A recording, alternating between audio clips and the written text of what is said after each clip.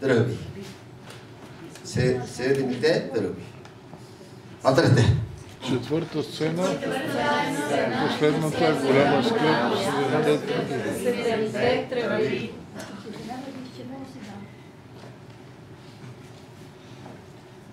마지막 칼날에 대해서 보겠습니다. Ще видим каква е тази последна скръб.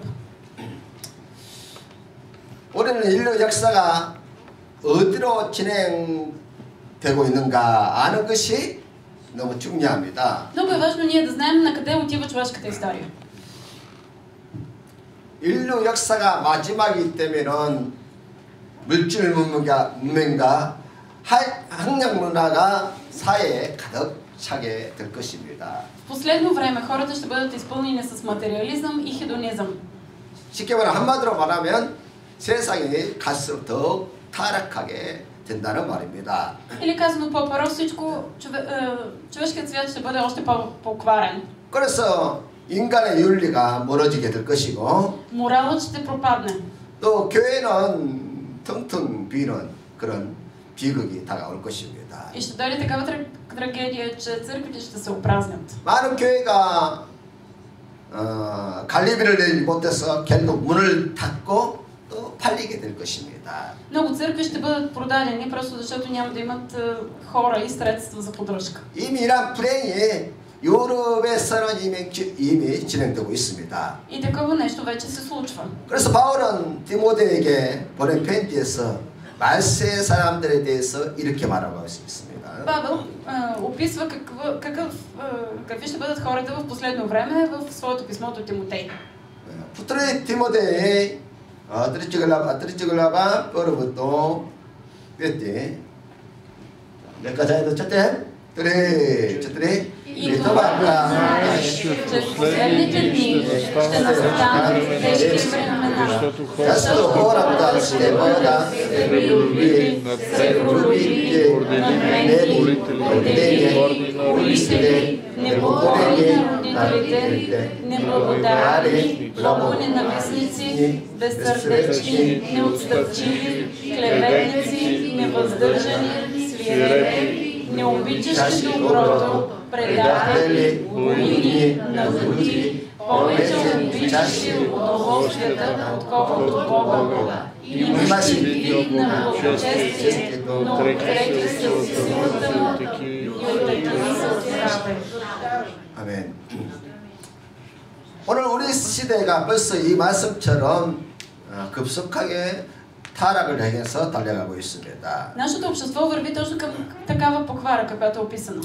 쾌락을 사랑하기를 하나님보다 더 사랑하기 때문에 쉬는 날이면은 쾌락을 쫓아서 산으로 바다로 다 가버리기 때문에 지금 유럽 교회가 벼가고 있는 것이지요. Повечето от европейските църкви напоследък се опразват, защото хората обичат удоволствията повече от Бог и в неделя сутрин предпочитат да отидат на планина или на море, отколкото да стъпят в църквата. 갈수록 신앙의 순수성도 사라지고 И чистотата на вярата отслабва. 복음의 열정도 식어가는 모습을 보게 됩니다. И виждаме как хората нямат страст за благата вест. 오직 물질과 향락에 빠져서 취해서 영적 깊은 잠에 빠져들고 있다는 것이지요. Просто хората са изпаднали в един дълбок сън, предпочитат удоволствията и материалното. 그래서 바울은 데살로니가 교회에 보낸 편지에서 이런 말을 했습니다. И затова Павел до писмо до солунците пише: 여러분 소원쯤 설lun쯤 빼앗겨라봐 드리시죠.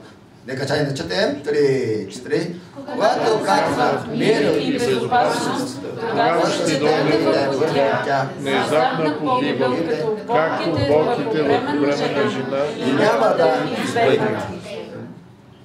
인류 역사에서 지금처럼 이렇게 평안하고 안전할 때가 없었습니다. До сега едва ли имало време в човешката история, в което да е било толкова спокойно и безопасно. 전 세계가 평화 조약을 맺고 있고 По целия свят са подписани мирни договори. 그 결과 전쟁이 일어나지 않고 있는 것이지요.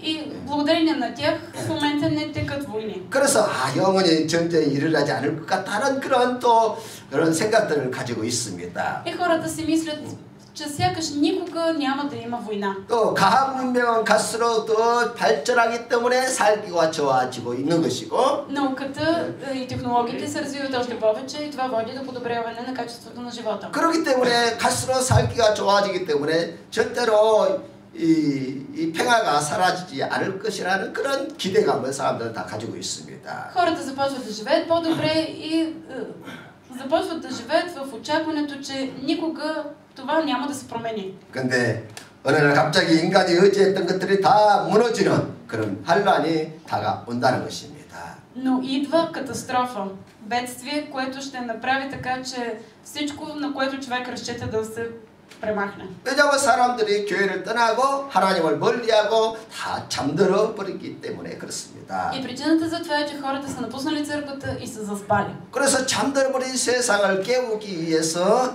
하나님께서 여섯째 인을 떼실 때 하늘에서 무수한 배를 떨어뜨린다고 했습니다. За да събуди човечеството от дълбокия сън, когато свали шестия печат, Бог ще изпрати звезди да падат на земята. 그때서야 인간이 쌓아놨고 인간들이 의지했던 현대 문명이 다 무너지고 마는 것이지요. И тогава всичко, на което хората са разчитали, на цялата цивилизация, ще бъде сринато. 그때서야 사람들은 회개하고 잠에서 깨어나서 회개하고 하나님께 돌아오게 된다는 것입니다. И именно тогава хората ще се събудят от съня си и ще се обърнат към Бог. 그 말이 참 일리가 있는 이유가 뭐냐면은 현대인들은 너무나 세상적인 것을 너무 의지를 해요. Това е много логично, защото хората прекалено много разчитат на съвременната цивилизация. 우리가 과거에 정말 어려운 시절에는 진짜 세상에 의지할 것이 없었습니다. Преди, когато сме живели в трудности и в лишения, не е имало на какво да разчитаме в света. 뭐 왕도 의지할 수 없고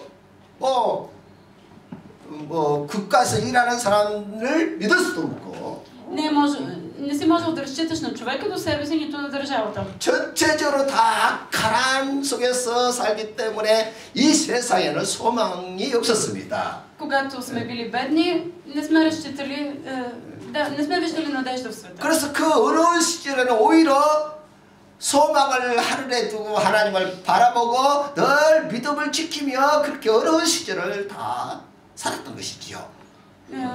Всички сме имали период, в който в бедност сме виждали само надежда в Господ. 그래서 지금 시대는 하나님이 필요 없는 그런 시대가 됐습니다. Но сега епохата е такава, че сякаш няма нужда от Господ. 아프면 병원에서 다 해결해주고 Когато си болен, отиваш в болницата. 가난한 문제들도 국가에서 해결해주고 Като си беден, държавата ти изплаща помощ. 이런 식으로 세상의 의지할 것이 많다 보니까 자연적으로 하나님과 멀어지고 영적으로 잠이 들더라는 것이죠. Колкото повече неща има в този свят, на които можеш да разчиташ, толкова повече се отделяш от Бог. 그래서 하나님께 돌아오라 잠을 깨우기 위해서 별들을 떨어뜨리는 그런 환란을 가져다 주더라는 것입니다.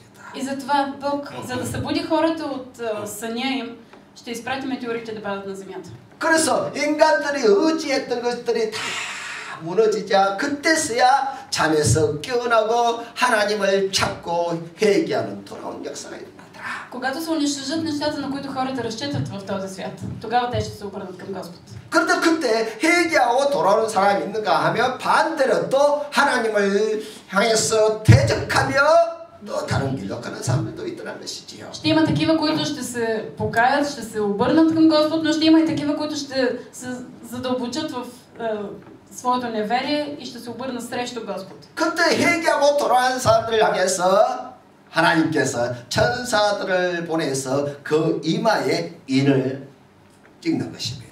И какво ще направи Бог за тези, които се обърнат от пътищата си и се покаят? Той ще изпрати ангела си, който да сложи печат на челата им. 그래서 요한 사도가 자기 민족이 몇 명이나 일을 받고 구원을 받는지 일일이 세보기 시작했어요. Тогава Йоан започва да изчислява колко души от неговия народ, евреите, са спасени. 그래서 각 지파에 12,000명씩 해서 12지파니까 14만 4천 명이 일을 받고 구원을 받게 되었더라. И да вижда, че от всяко племе са подпечатани по 12 000, т.е. точно 144 000 евреи са спасени. 그리고 셀 수 없을 정도로 많은 이방인들이 일을 받고 구원의 대열에 서는 것을 또 보게 되었더라. И освен това вижда едно безбройно множество от езичници, които са подпечатани. 이처럼 하나님은 한란을 일으켜서 마지막 추수를 거둬들이는 것입니다. Бог ще предизвика една последна катастрофа, за да прибере своята последна реколта. 평소에 편안할 때 살기 좋을 때 하나님께 돌아오면 얼마나 좋습니까? Колко добре би било, ако ние живеем в мир, в спокойствие и тогава се обърнем към Господ. 근데 그게 안 돼요. Но обикновено в такива случаи не се получава. 그래 안 그래요? Така е, нали? 저나 여러분들은 편안하고 날씨 좋고 뭐 여유가 있으면 산으로 바르러 갈 생각을 하지. Когато ни е спокойно, когато е хубаво времето навън, много ни се ще да отидем на планина или на море. 교회가 가장 어려울 때가 언제인지 아세요? А знаете ли кога е най-трудно да се отиде на църква? 여름 휴가철.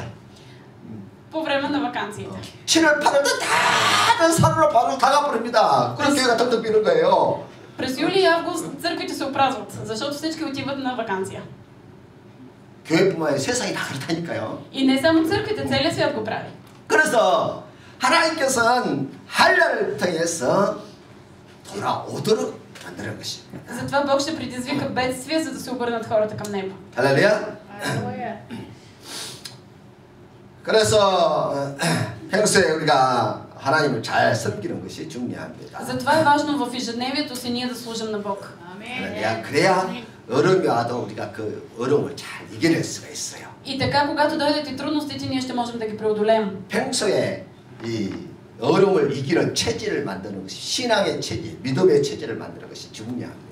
Много е важно ти да тренираш духовните си мускули в ежедневието. 그래야지 어떤 어려움이 오면 그것을 잘 이기고 넘어갈 수가 있어요. Затова, когато дойде трудността, ти ще можеш да се справиш и да се пребориш. 기도도 늘 기도하는 사람이 기도를 잘해요. Молитвата, има хора, които се справят обичайно добре с нея. 하나님은 항상 도울 준비가 돼 있는데 기도할 사람이 기도를 못하니까 못 도와주는 경우가 많다는 거예요.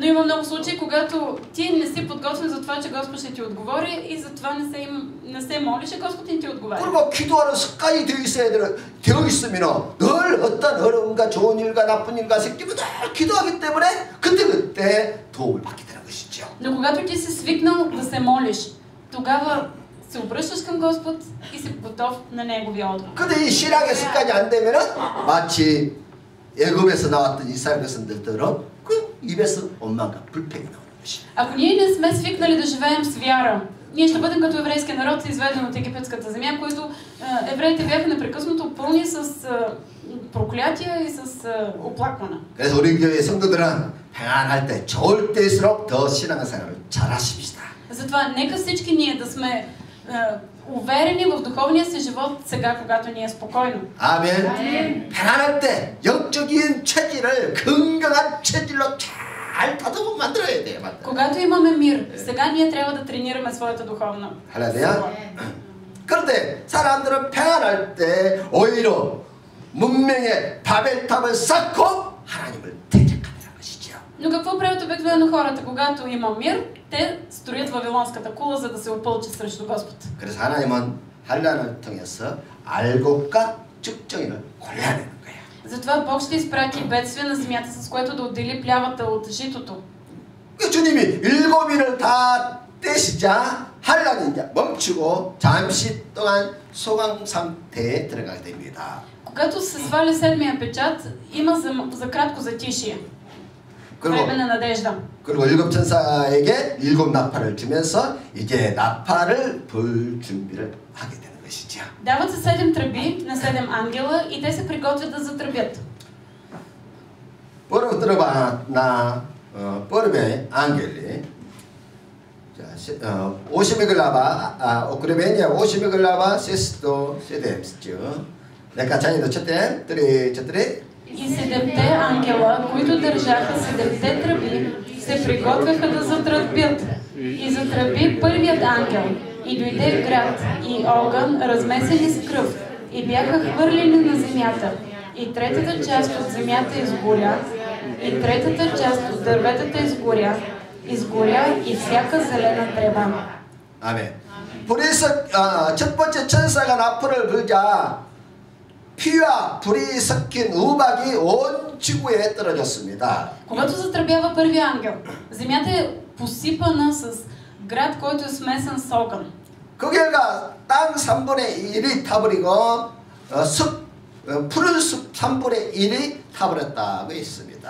И заради това умира една трета от земята, изгаря. Една трета част от дърветата изгаря, както и растенията. 아무리 미래 세계가 첨단 과학으로 무장을 했다 할지라도 아무 소용이 없다는 거예요. Каквито големи бункери да са се приготвили хората, няма да оцелеят. 전기 발전소 하나만 멈춰버리면 모든 전자, 전기, 통신 기계가 다 스톱이 되고 마는 것입니다.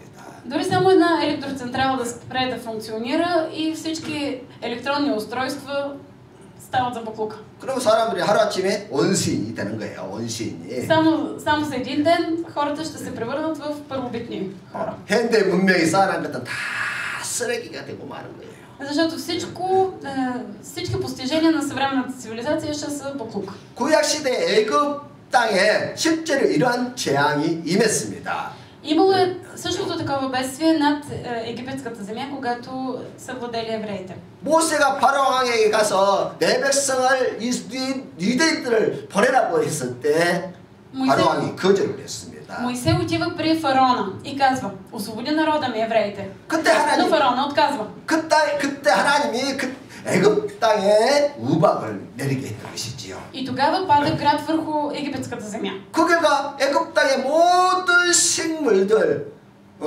농산물들이 다 우박에 맞아 다 죽는 비극이 일어났어요. И от градушката умира цялата реколта. 그러니 온 국민이 다 굶어 죽을 그 흉년 때문에 굶어 죽게 되는 그런 위기가 온 것이지요. И заради това бедствие цялата земя е изложена на глад. 그것은 그 옛날 이야기는 이제 하나의 그림자고 실제 재앙의 실체는 바로 오늘 이 사건이에요.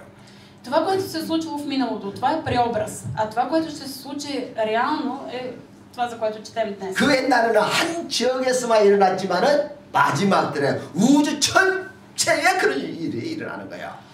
Градушката в миналото се е случила само в един конкретен регион, но в последни дни ще бъде по цялата земя. 불 섞인 피 섞인 우박이 내려서 지구의 3분의 1이 다 타버리는 일이 일어난다는 것입니다. Град и огън, размесени с кръв, ще унищожат една трета от земята. 이렇게 생태계가 파괴되면 사람이 사는 것이 참 어렵지요. 사는 것이. Когато екосистемата е разрушена, за хората ще бъде много трудно да оцеляват. 들어봤던 나 붙들어야 ангел. 오심이 재미있죠. 자, 이제 четем. 3. И затръби вторият ангел. И нещо като голяма планина, пламнала в огън, беше хвърлена в морето. И третата част от морето стана кръв. И третата част от одушевените същества, които бяха в морето, измря. И третата част от корабите беше унищожена. 두 번째 천사가 나팔을 불자 이번에는 생물의 3분의 1이 죽고 배 3분의 1이 파괴가 되었습니다. Когато затръбява втория ангел, тогава измира една трета от рибите в морето и една трета от корабите е унищожена. 천재지변의 목적은 하나님께서 경고의 의미가 있어요. И смисълът на това е предупреждение. 이 세상의 모든 것이 다 타버리고 파괴되고 없어지기 때문에 이제 그런 것에 마음을 두지 말라는 의미예요.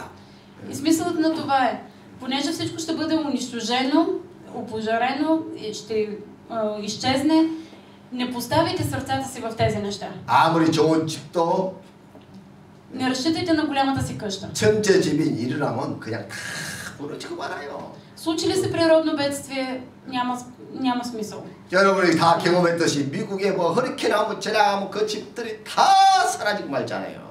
Нали сте виждали в Америка, ако стане ураган, всички къщи просто се разлитат наляво надясно. 쓰나미나 이 지진 한번 일어나면 그 지역이 그냥 사라져 없어져 버립니다. Когато има цунами или земетресение, един цял регион изчезва. 그래서 지혜로운 성도들은 이 세상 것에 탐닉하지 말고 항상 하늘의 소망을 두고 경성하면서 살아가는 것이지요.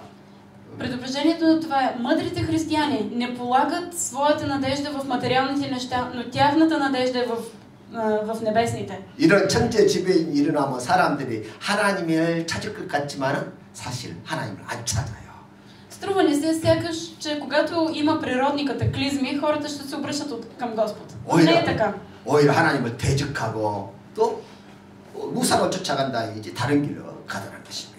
Напротив, ще има още повече хора, които да се противопоставят на Господ и да служат на идоли. 그래서 성도들은 절대로 불신자들이 가는 그 어리석은 길로 가면 안 돼요. Вие, християните, не трябва да следвате тези глупави пътища на невярващите. 이런 천재지변이 일어날수록 우리는 더욱더 회개하고 하나님께 가까이 가고 하늘의 소망을 두고 사는 거예요. Когато има природни катаклизми, ние трябва да се приближаваме още повече към Господ и да полагаме надеждата си в Него. 앞서서 7인이 떨어졌을 때 이미 회개한 사람들은 다 회개하고 돌아왔습니다. Когато пада седмия печат, всички, които е трябвало да се покаят, вече са се покаяли. 그래서 그때 천사들을 통해서 다 그 이마에다 인을 찍어서 악한 자가 마귀가 만지지 못하도록 하나님의 보호 아래 손 아래 딱 두었어요. И при падането на седмия печат са подпечатани всички, които са се обърнали към Господ, които са християни. Така че когато дойдат бедствията, те да не достигнат до вярващите. 일곱 나팔을 불 때 그런 한량과 재앙이 온다 해서 놀라지 필요 하나도 없습니다. 우리에게. Затова, когато затръбят тези 7 тръби, когато започнат катаклизмите, ние не трябва да се боим. 일곱 나팔은 불신자들에게 하나님께서 회개하고 돌아오도록 기회를 주시는 거예요. Тези 7 тръби са възможност за невярващите да се обърнат към Господ. 들어보다 들었지야 앙겔 들어 봐라. 제스지 아니나시죠? 내가 자연 첫댐 들에. И затръби третият ангел и падна от небето голяма звезда, която гореше като факла, и падна върху третата част от реките и върху водните извори. А името на звездата е Пелин, и третата част от водите стана Пелин, и много хора измряха от водите, защото те станаха горчиви. 첫 번째 나팔에서는 땅 3분의 1이 불타게 되었고, Когато затръбява първи ангел, 1/3 от земята е изгорена. 두 번째 나팔에서는 바다의 생물 3분의 1이 죽게 되었습니다. Когато затръбява вторият ангел, 1/3 от рибите умира. 세 번째 나팔에서는 강과 샘물 3분의 1이 마실 수 없는 동물이 되었다는 거예요. Когато затръбява третия ангел, 1/3 от питейната вода вече не става за пиене. 그리고 물이 쓴물 동물이 됐으니까 맛있다고 죽는 거예요. 맛있을 수가 없어요. Водата става горчива, отровна и когато човек я консумира, умира. 구약 시대에 실제로 애굽 땅에 나일강이 쓴물이 변화되는 그런 재앙이 임한 적이 있습니다. В Стария завет също има такава случка, когато река Нил става горчива.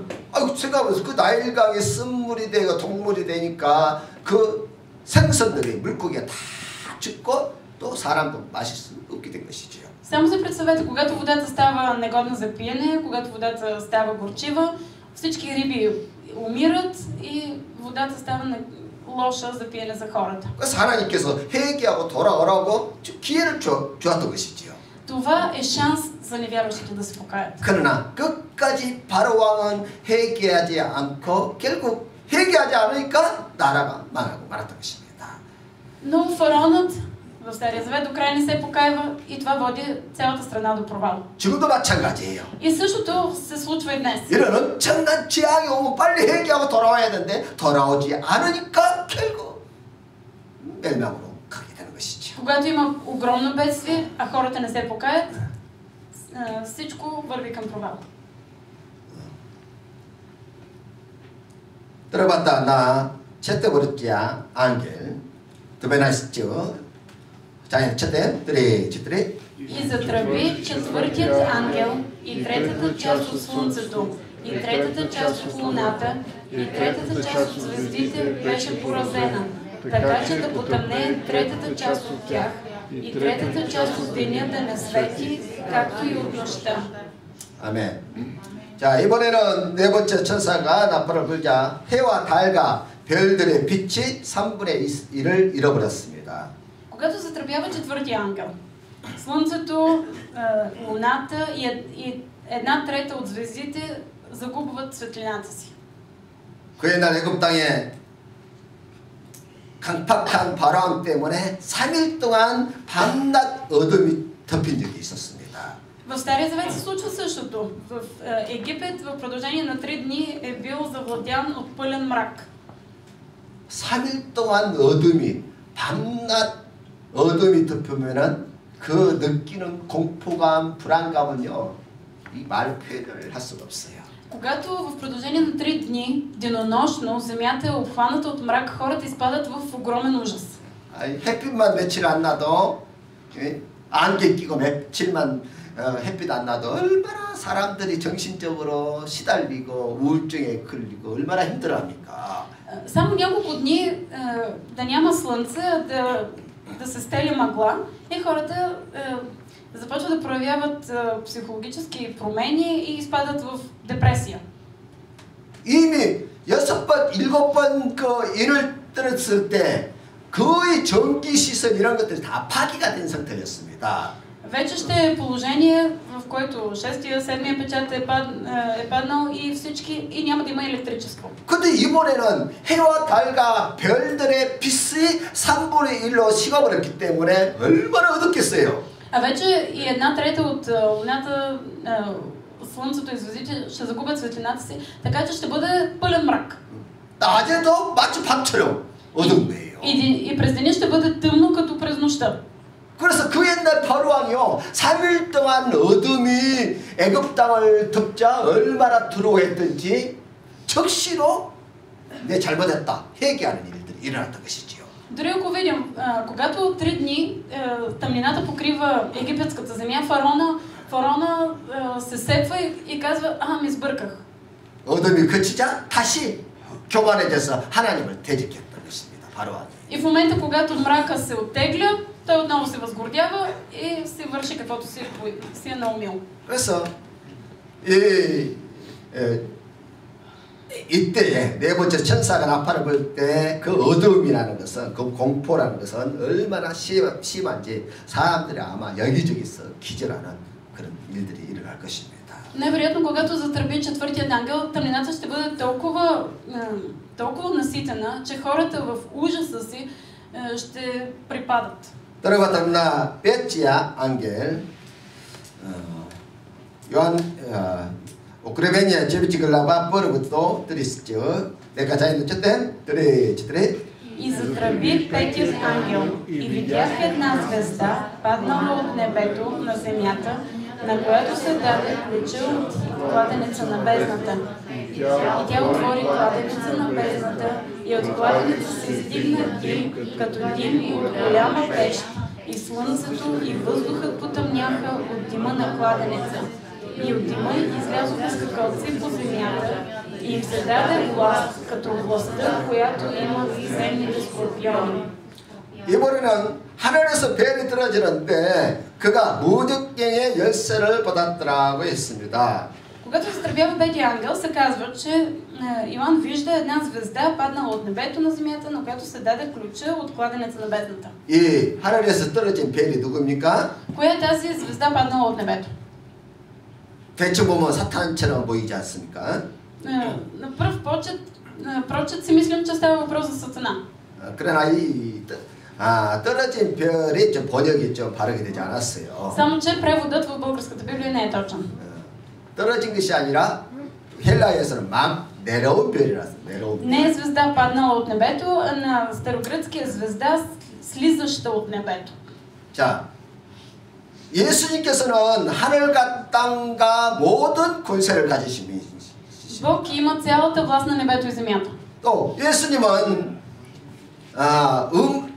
하늘의 천국의 열쇠와 사망과 음부의 열쇠를 가지신 분이세요. Исус държи ключовете на Небесното царство, на ада и на смъртта. 그러면 주님께서 그 중요한 열쇠를 누구에게 맡기겠습니까? На кого би предоставил той важния ключ от бездната? 사탄이겠어요? 아니면 천사겠습니까? На Сатана или на някой ангел?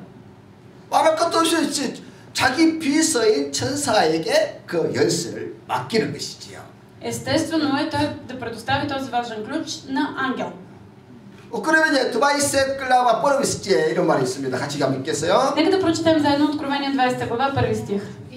И видях, че слизаше от небето един ангел, който държеше в ръката си ключа на бездната и една голяма верига.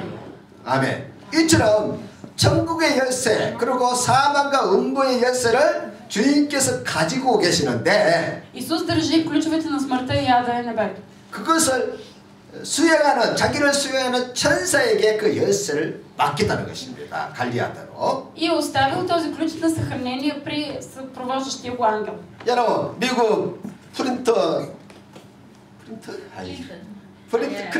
지금 미국 대통령이 자기가 가방 들고 다니는 거 봤습니까? Да сте виждали Доналд Тръмп, президента на Америка, сега да ходи и да си носи куфърчето сам?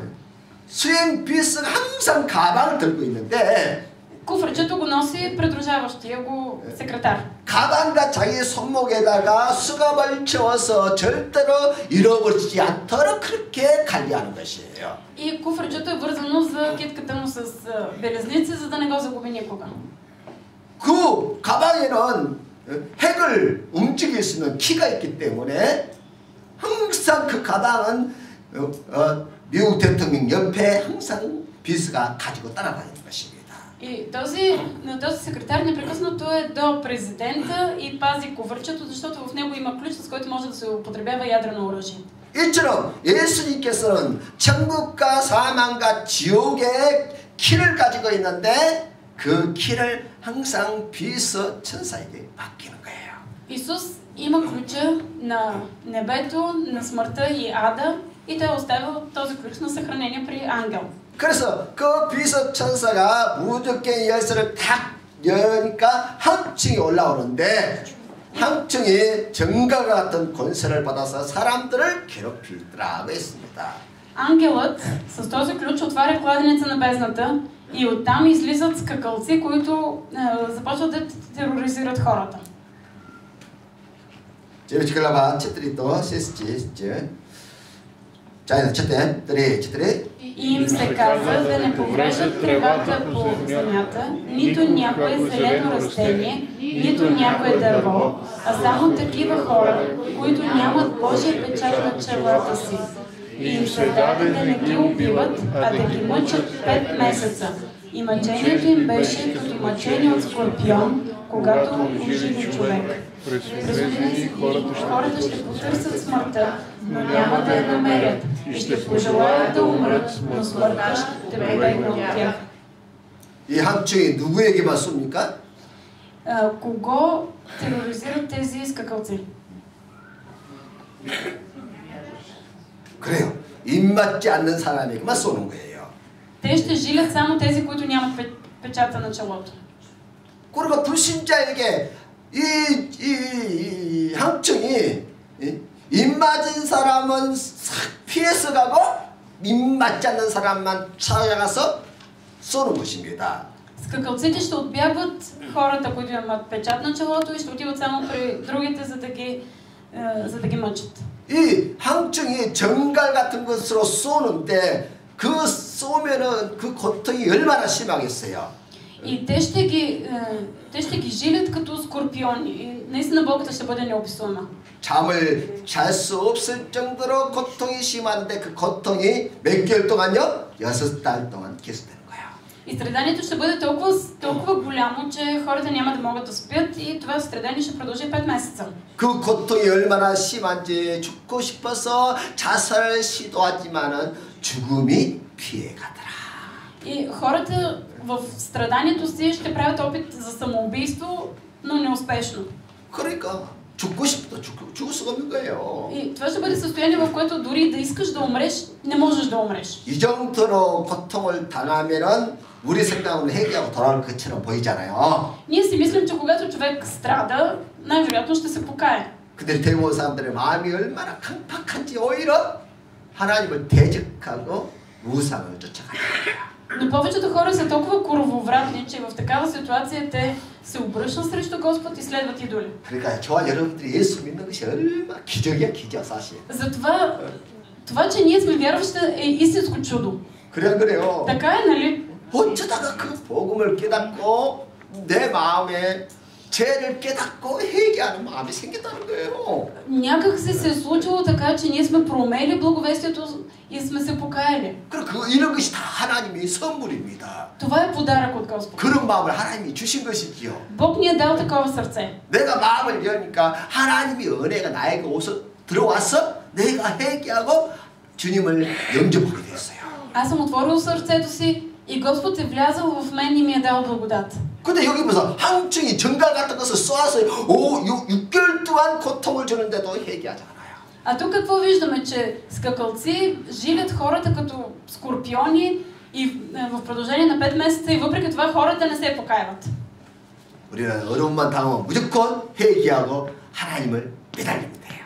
Когато ни сполети някаква трудност, ние трябва просто да се покаем и да се обърнем към Бог. 절대로 미련하게 마음을 강팍하게 하면 안 됩니다. А не да закоравяваме сърцата си като някакви глупаци. 저는 이제 저희 아내하고 그 전에 가끔 싸울 때가 있어요. Имало е случаи преди време, когато с жена ми сме имали скандали. 그래갖고 삐져갖고 며칠 동안 밥도 안 먹고 같이 이야기도 안 하고 잠도 안 자고 그래요. И се е случвало толкова да сме наранени един от друг, да се обидим, че да не се храним заедно, нито да ходим да благовестваме заедно. 그렇게 몇 주 고생하고 난 다음에 후회를 많이 해요. 내가 왜 이 고생을 하나. И аз лично след тези няколко дни се сетвам и си казвам, за какви глупости съм правил, защо изобщо съм го правил това. 나를 사랑해서 저렇게 저런 말도 하는 건데. Жена ми от любов към мен ми е казала това. 내가 마음을 열고 다니는데 왜 내가 이해하지 못하고 내가 미련하게 이렇게 고생을 하는가. Аз просто трябваше да се отворя сърцето, да приема, пък аз така глупаво се закоравих и изобщо не исках да я слушам. 나도 후회할 때가 많아요. Много често аз съжалявам. 그렇게 마음이 강팍하면 자기만 손해요. Когато закоравите сърцата си, само вие страдате. 할렐루야. 우리는 문제 생기면 무조건 하나님 앞에 무릎 꿇고 하나님 용서해 주십시오.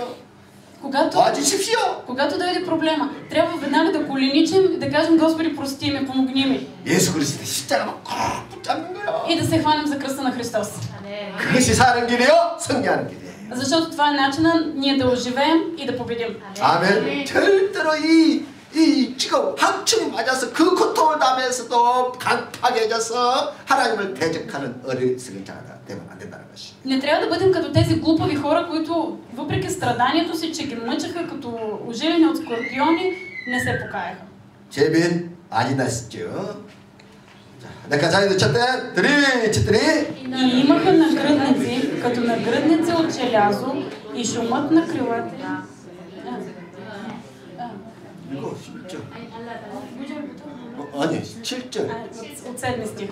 선생님, 3, 4, една, Скакалците приличаха на коне, приготвени за война, и на главите си имаха нещо подобно на венци, като злато, и лицата им бяха като човешки лица, и имаха коса, косата на жените, и зъбите им бяха като зъби на лъв, имаха нагръдници като нагръдници от желязо, и шумът на крилата им беше като шум от колесници с много коне, когато тичат на бой.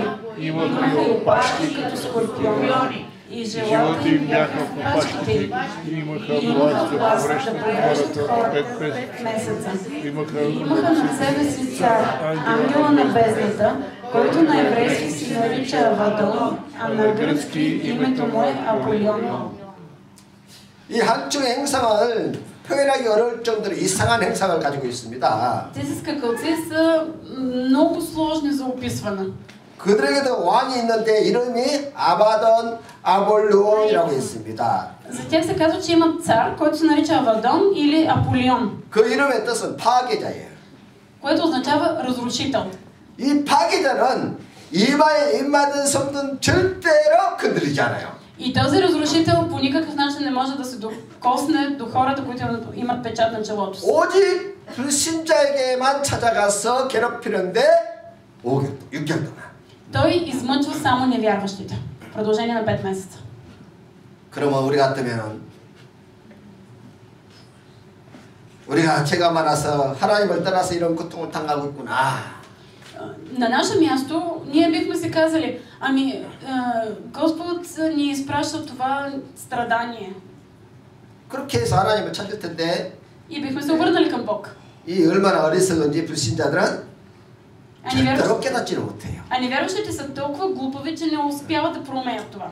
마음이 얼마나 강팍한지 그 고통 속에서도 하나님을 절대로 안 찾습니다. толкова са им вкаменени сърцата, че не търсят Бог. 자, 12절 한번 보겠습니다. 들으시죠? Да видим 12 стих. 그래, 저들의 Едното горко мина, но ето още две горки остават след това. 첫째 하가 지나가고 이 하가 2개 더 남았다는 거예요. Означава, първата стъпка на гнева е вече преминала, но остават още 2 стъпки. 독수리가 날아가면서 하가 2개 더 남았다 선포하는 거예요. Минава един орел, който тръби навсякъде. Остават още 2 стъпки на гнева. 그럼 불신자에 다 듣는 거예요. И невярващите го чуват. 어떤 강팍한 사람들은 돌을 져서 독수리를 향해서 던지고 했을 거예요. А някои закоравени хора взимат камъни и ги хвърлят по орела. 다 회개하지 않으니까 회개 안 하고 독수리를 시켜서 지금 선포하고 있는데도 회개를 안 하는 거예요. И те не се покайват. Дори когато орел идва и им известява какво ги очаква, те продължават да не се покайват. 자, 6번째 나팔입니다. И затръбява 6-тият ангел. 자, 뜨리나이 셋, 빛나이 셋, 뜨리. И затръби 6-тият ангел и чух един глас от 4 рога на златния олтар, който беше пред Бога, и който казваше на 6-тия ангел, който държеше тръбата: развържи 4 ангела, които са вързани при голямата река Ефрат. И 4 ангела, които бяха приготвени за този час и ден, и месец, и година, се развързаха, за да убият третата част от хората. 유프라테 강에 매있던 4명의 천사가 풀려나서 땅의 인구 3분의 1을 죽였더라 하였습니다. Когато са развържени 4 ангела, които са вързани при голямата река Ефрат, те се подготвят да убият 1/3 част от хората. 여기 유프라테스 강에 묶여있던 4명의 천사는 누구인지는 알 수가 없습니다. 알 필요가 없어요. Няма как да знаем, нито ни е необходимо да знаем кои са тези 4 ангела, които са вързани при реката Ефрат. 이 4명의 천사에게 정해진 날짜에서 인구 3분의 1을 죽일 수 있도록 권세를 주었다는 거예요. На тях им е дадена сила и власт да убият 1/3 част от хората. 계시록 7장에 보면 인을 치는 천사가 이 4명의 천사에게 이런 말을 해요. В 7 глава, когато ангелът отива да подпечата избраните, казва на ангелите: 성도들의 이마에 인을 칠 때까지 기다리라 그랬어요. изчакайте докато се подпечатат избраните. 그래서 천사들이 언제까지 인을 쳤는지는 알 수가 없지요. И затова останалите ангели не са знаели момента, до който трябва да изчакат. 근데 내 생각에는 다섯째 천사가 나팔을 불자 항충이 나와서 막 정갈로 쏠 때까지 아마 인을 쳤을 것이라고 생각을 해요. Най-вероятно подпечатването е било докато затръбява 5-тия ангел и се появяват скакалците като скорпиони. 인을 막 그 항충에 쏘아서 얼마나 고통스럽습니까? 그 고통 속에서 아마 회개한 사람도 있었겠지요. Възможно е дори възможно е, когато са били жилени от скакалците, да е имало хора, които да се покаят. 그러나 그때도 너무나 이제는 회개도 안 하지, 아무리 해도 회개도 안 하지, 오히려 더 강팍해지지. 그러니까 어쩔 수 없이 이제 유프라테스 강에 있던 천사를 풀어놓은 것입니다. Но когато хората още повече се закоравяват и не се обръщат към Бог, затова в крайна сметка са развързани и тези четири ангела, които са при реката Ефрат. 그래서 여러분이 반드시 알아야 될 게 있어요. затова има нещо, което трябва да знаете. 첫 번째가 한란이 일곱째 인을 떼는 책에서 인을 떼는 그런 한란이 왔지 않습니까? Когато е паднал седмия печат, започва една голяма скръб. 인을 뗄 때마다 한란이 다가왔었는데 При падането на всеки печат има бедствия. 그 한란은 크리스찬이나 불신자나 동일하게 오는 한란입니다. И това са бедствия, които засягат еднакво както вярващите, така и невярващите. 동일하게 누구든지 빨리 회개하고 하나님께 돌아오라고 주시는 한란이에요. И това са бедствия, катастрофи, които са дадени, за да може всеки да се покае. 그래서 그때 회개하고 돌아온 사람들에게 이마에 인을 찍어서 하나님의 보호 아래 들어오도록 해놨습니다. И тези, които се покаят, те получават печат на челото си и те влизат под Божията защита. 악한 자 마귀가 일체 손을 못 대는 거예요. И Сатана, и зъл човек не може да се докосне до тях. 한란과 온갖 한란이 와도 그 한란이 입맞은 자를 손을 못 대게 돼요. Каквото е бедствие да дойде, вече не може да се докосне до подпечатането. 그러면서 이제 일곱 나팔을 부는데 일곱 나팔은 입맞은 성도에게는 상관이 없어요. И затова, когато затръбяват седемте тръби, вече няма тези бедствия нямат връзка с вярващите. 오직 불신자들에게만 임하는 한란이에요. Но те се отнасят само до невярващите. 근데 그 한란을 가만히 보면은 뭐와 똑같느냐면은 그 옛날 애굽 땅에 임했던 것과 똑같다는 거예요. И тези бедствия са много подобни на случилото се над египетската земя. 그때 애굽 땅에 10가지 재앙이 임했어요. египетската земя е поразена от 10 бедствия. 같은 애굽 땅에서 유대인들은 고센하는 지역에서 살고 И като евреите са живеели на територията на Египет. 그런데 똑같은 재앙이 임하는데 놀랍게도 그 재앙이 유대인들이 사는 고센 땅을 피해서 애굽 사람들에게만 임했다는 거예요. Бедствията са засягали цялата египетска земя без еврейската територия. 지금 그걸 말하는 거예요. Точно за това става въпрос. 그러니까 구약의 그 애굽 땅에 일어난 것은 그림자고 Това, което се случило в Стария Завет в египетската земя е преобраза. 그때 그 당시에 하나님 말씀대로 사는 사람들은 그 엄청난 재앙 속에서 다 살아남았습니다. И хората, 순종한 사람들은. които са живеели в Египет по време на тези бедствия, всички те са оцелели. 그러나 유대인일지라도 불순종한 사람들은 그때 그 당시에 다 죽었어요. А всички, които са били непокорни, са измрели. 지금도 이 마지막 때도 마찬가지라는 거예요. И същото ще бъде и в това последно време. 온 땅에 재앙이 임하는데 Ще има катастрофи над цялата земя. 하나님 말씀에 순종하고 어린 양을 믿는 예수 그리스도 어린 양을 믿는 자에게는 인을 쳐서 악한 자가 만지지 못하는 보호에 없어요. Но на тези, които са подпечатани, които са верните, до тях злото няма да ги достигне. 그리고 이제 이 나팔을 불면서 빨리 불신자들에게 회개하고 돌아올 수 있도록 기회를 주시는 거야. Затръбяването на тези тръби е възможност, шанс за невярващите да се покаят. 그러면 우리가 뭐 해야 됩니까 그때? И тогава в такива бедствия какво трябва да правим ние? 저 지금 불신자들이 어리석고 미련해서 지금 죽어가고 있는데 그 사람들을 바라보면서 우리가 뭐 해야 되겠어요? Какво трябва да правим ние, когато гледаме как невярващите страдат заради своята глупост? 빨리 회개하고 돌아오라고 우리가 그때도 복음 전하는 것입니다. Ние трябва да проповядваме благата вест, да им кажем, че те трябва да се покаят и да се обърнат. 아직 마지막 나팔이 남아있기 때문에 마지막 나팔을 불기 전에 빨리 회개하고 돌아오라고 우리는 때를 얻든지 못 얻든지 복음을 전해야 합니다. Ние по всяко време трябва да благовестваме, с време и без време, защото остава още само една тръба да се тръби. 그때는 이미 우리에게 재앙은 이미 지나갔습니다. 피해갔습니다. Ние вече не подлежим на тези бедствия. 회개하고 돌아오면 너희도 구원받을 수 있다.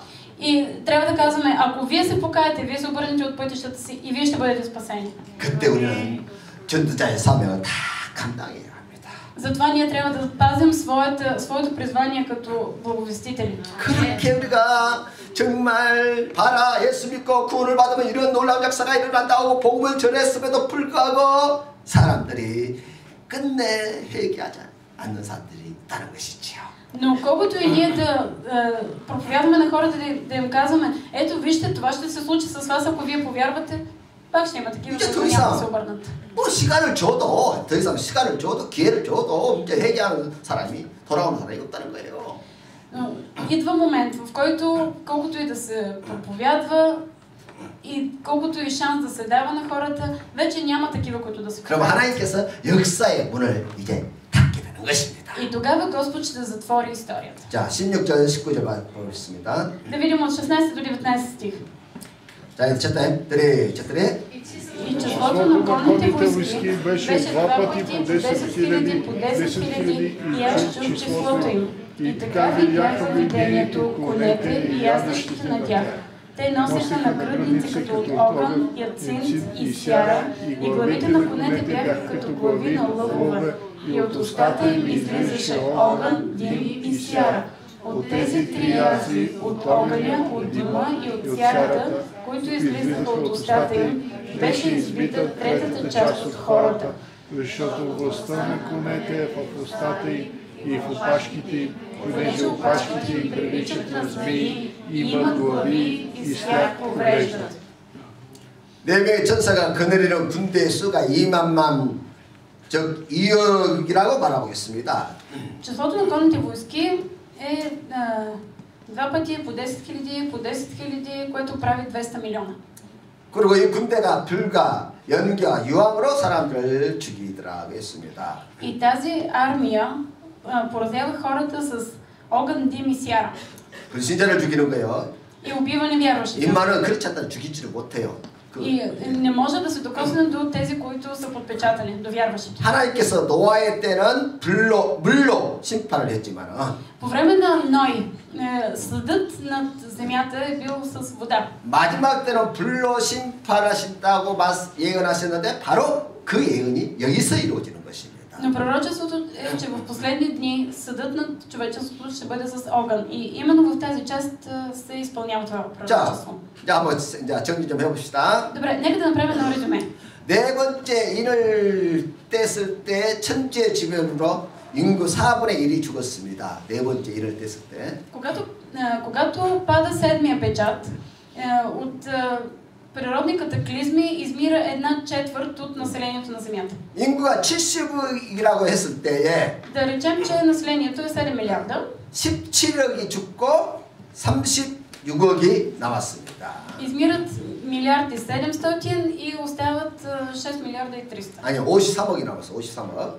Не, 5 милиарда и 300. 그리고 이번에 이제 중동 정쟁을 통해서 3분의 1이 죽었습니다. 남은 Сега в тази битка в Близкия изток умира още 1/3 от населението. 여기서도 17억이 죽고 Тоест 36억이 남았습니다. умират 1,7 и остават 3 милиарда и 600. 그러니까 두 번의 전쟁을 통해서 인구 반이 줄어들게 된 것이죠. Чрез две световни катастрофи умира половината от населението. 그러니까 마지막 나팔 하나를 남겨놓고 이렇게 엄청난 많은 사람이 죽게 된 것입니다. Преди да затръби последната тръба, толкова много хора ще са измрели. 아직 부활도 일어나지 않았어요. Но все още не се е случило 당연히 възкресението, 휴거도 일어나지 않았습니다. нито грабването. 언제 휴가 됩니까? Кога настъпва грабването? 나팔을 불 때 마지막 나팔을. Когато затръби последната тръба. 자, 20절, 21절 보도록 하겠어요. Да видим 20 и 21 стих. четири. А останалите хора, които не бяха извити от тези язви, не се покаяха от делата на ръцете си, да не се кланят на демони и на златни, сребърни, бронзови, каменни и дървени идоли, които не могат нито да виждат, нито да чуват, нито да ходят, и не се покаяха от убийствата си, нито от чародействата си, нито от блудствата си, нито от кражбите си. 중동 전쟁으로 이렇게 인구 3분의 1이 죽었었는데도 불구하고 살아있는 사람들이 회개하고 돌아옵니까? Измират толкова много хора в тази война в Близкия изток. А оцелелите покаяват ли се? 오히려 더 큰 죄를 짓지요. Напротив, стават още по-големи грешници. 우상을 숭배하고 Служат на 점을 идоли, 치고 гадаят, 뭐 살인을 하고 음란하고 도둑질을 하고 извършват убийства, блудство, кражби. 그러니까 마지막 나팔을 남겨놓고 주님이 재림 직전에 세상이 마치 소돔과 고모라처럼 타락해버린다는 거예요. Точно преди затръбяването на последната тръба и преди да дойде Исус, светът ще прилича на Содом и Гомор. 아, 소돔과 고모라를 왜 하나님께 심판했습니까? Защо Бог наказа Содом и Гомор? 이유를 알아야 돼요. Трябва да знаем причината. 소돔과 고모가 미웠어요? Защото Бог наказа Содом и Гомор, защото ги мразеше ли? 그 땅에 사는 사람들이 음란과 우상 숭배와 온갖 이런 악한 짓을 하기 때문에 불심판을 받았던 것이지요. Бог ги наказа с огън, именно защото те вършиха блудство и служиха на идоли и какви ли не други гнусоти вършиха. 마치 그 옛날 예루살렘이 바벨론에 의해서 함락되기 직전의 모습과 똑같습니다. Това е точно като образа, като ситуацията, в която се намираше Иерусалим преди да бъде завладян от Вавилон. 하나님께서 예루살렘 성의 그 타락상을 차마 눈뜨고 볼 수 없어서 결국 바벨론을 통해서 심판하신 것과 똑같은 것입니다. Бог вече не можеше да търпи състоянието на Иерусалим и затова изпрати Вавилон, който да го завладее. 그래서 이제 주님이 마지막 나팔 소리와 함께 이 세상에 심판하시기 위해서 재림하시는 거예요. И заедно с затръбяването на последната тръба ще дойде Исус, който да съди света. 세점이 ангел나 린까나 자 последна тръба. Ангел на ринга за последната тръба. 자, 제스치 글라바 първото 세점이 있지. нека чайно четем. Четири. И видях друг силен ангел, който слизаше от небето, облечен в облак и над главата му имаше дъга, лицето му беше като слънцето и краката му като огнени стълбове, и в ръката си държеше отворена книжка. И той сложи десния си крак на морето, а левия на земята, и извика със силен глас, като реве лъв. И като извика, седемте гърма проговориха със своите гласове. И след като седемте гърма проговориха, аз всяка душа чух глас на небето, който е създал небето. Запечатай това, което изговориха седемте гърма, и не го пиши.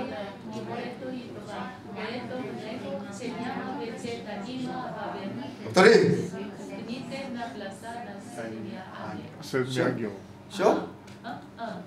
Когато той се приготви да затръби, тогава ще се изпълни тайната на Бога, както той е благовестил на своите слуги и пророци.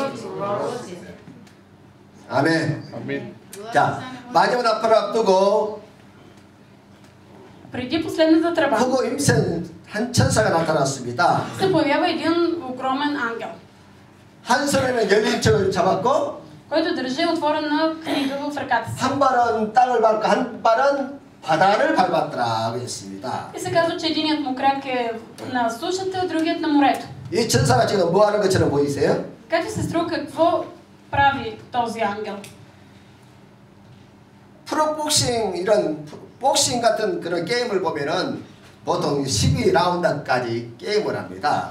Ако сте гледали професионален бокс, обикновено той е до 12 рунда. 마지막 12라운드를 남겨놓고 예쁜 아가씨가 티켓을 들고 나옵니다. Точно преди последния рунд излиза една красива девойка и държи плакат. 이렇게 돌면서 Обикаля 이제 마지막 게임이다 하고 보여주는 거예요. и показва на плаката, ето това е последния рунд.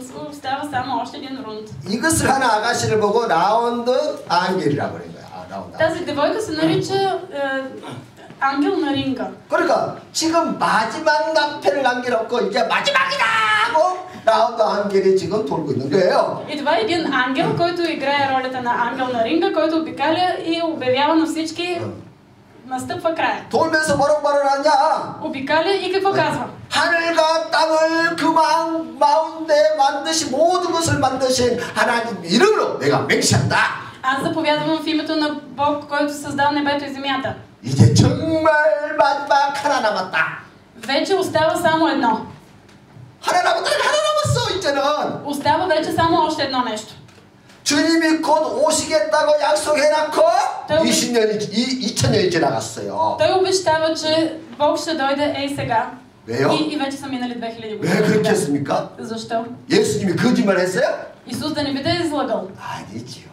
Не. 한 사람이라도 더 구원하기 위해서 참다 보니까 2000년이 간 거예요. Бог очаква да се спаси поне още един човек и затова вече е търпял вече 2000 조금만 더